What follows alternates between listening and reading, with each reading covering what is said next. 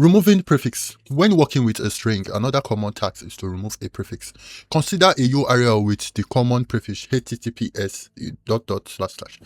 We want to remove this prefix so we can focus on just the part of the URL that users need to enter into an address bar. We store a full URL. We remove the https prefix. Example, this is the name of the variable followed by a dot, then the remove prefix method and the value of the prefix you want to remove inside quotes. So when you run it, it gives you the original URL without the prefix, which gives you the original URL.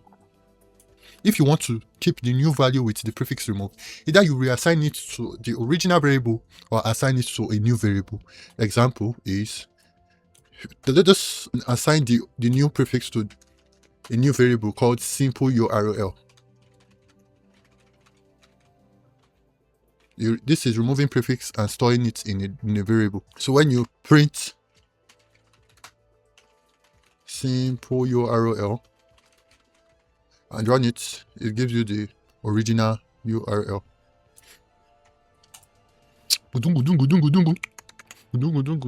Numbers, integers. You can add, subtract, multiply, and divide integer value in Python.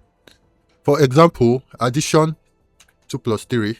When you run it, it gives you 5. Try again. 3 minus 2 for subtraction. When you run it, it gives you 1. Try multiplication. When you run it, it gives you 6. You try division. When you run it, it gives you 1.5. Python uses 2 multiplication symbols to represent exponents.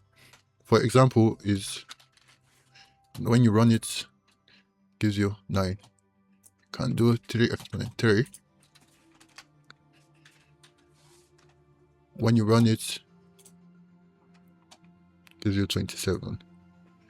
Python supports the order of operations too, so you can use multiple operations in one expression.